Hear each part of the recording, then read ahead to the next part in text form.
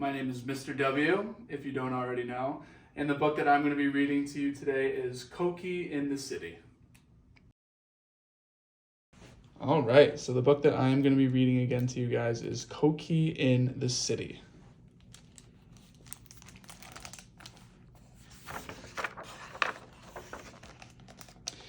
In San Juan, Miguel brought his pet frog, Coqui, everywhere.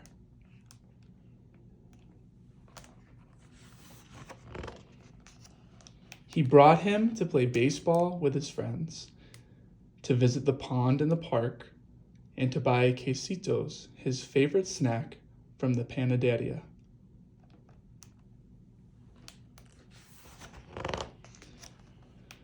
Coqui was part of the familia. Miguel brought him to every dinner at his abuelo's house. Coqui even seemed to listen to the family as they laughed and told stories. "Abuelo, tell me the story about when you met Roberto Clemente," Miguel said, even though he'd heard the story 100 times already. Miguel's abuelo loved baseball just as much as he did.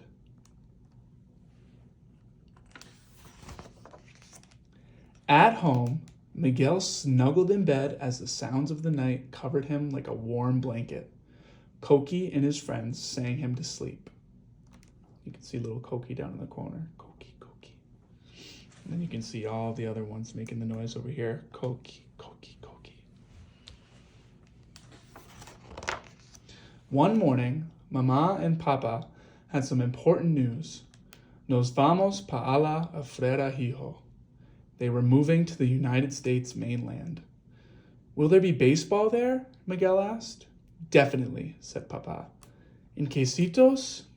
"I'm not sure, but we will find out," Mama answered. Miguel started to pack up his life in Puerto Rico, but his mind wandered to all the things he would miss.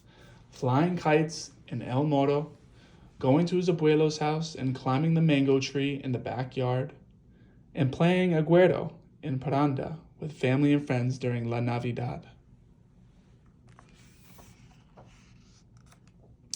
But most of all, Miguel would miss Coqui. "I wish I could bring you along," he whispered to Coqui at the airport. "Coqui, Coqui," his friend replied. "Adios, Coqui," Miguel said, and placed Coqui in the gentle hands of his abuelo. "Don't worry, Miguelito. Everything is going to be all right," Abuelo assured Miguel.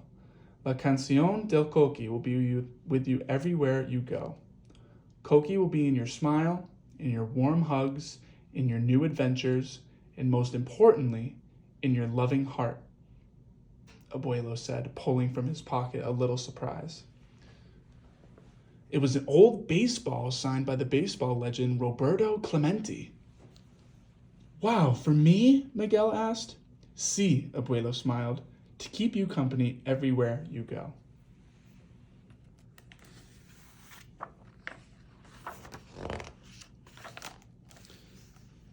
Miguel fell asleep on the airplane, holding the baseball tightly.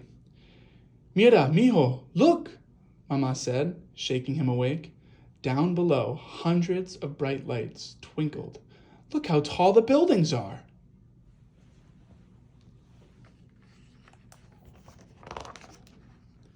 When they arrived at their apartment, Miguel couldn't believe how much smaller it was than their house back in San Juan. As they unpacked in their new home, Miguel said, "Mama, I miss Coqui." "I know, mijo, and I miss Abuelo and Abuela too," Mama said softly.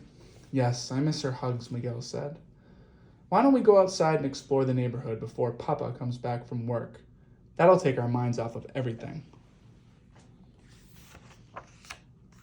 The streets were full of interesting sights, sounds, and people. Spanish words danced around them, and other unfamiliar languages too. The newness of everything was very overwhelming.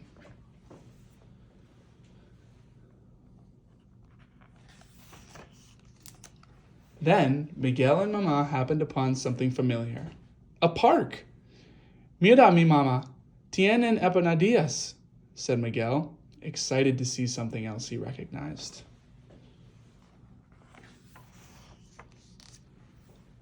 But as they were walking toward the fritura vendor, an interesting sound caught Miguel's attention.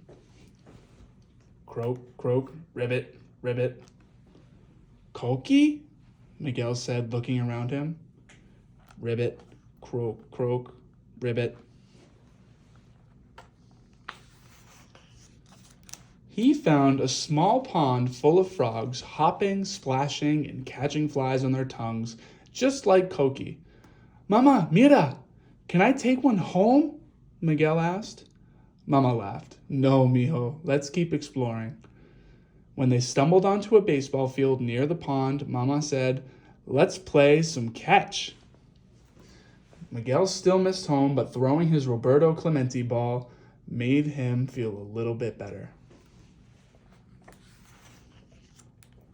After the game, Miguel and Mama started home. They spotted a panderia, just like the one back in Puerto Rico. And guess who was standing there with a box of quesitos in his hand? Papa! At home, the sun was slowly dropping down behind the buildings while Miguel and his parents ate together.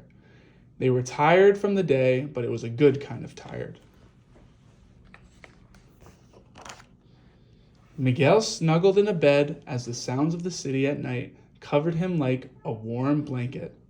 Soft Spanish music drifted in from the neighbor's window, and Miguel whispered a quiet "Coqui, Coqui" to himself and thought about his Coqui and all of the people and places he loved in Puerto Rico.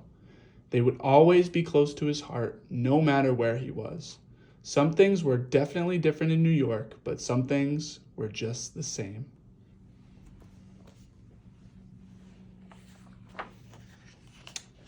And that is the end of our story, Coqui in the City.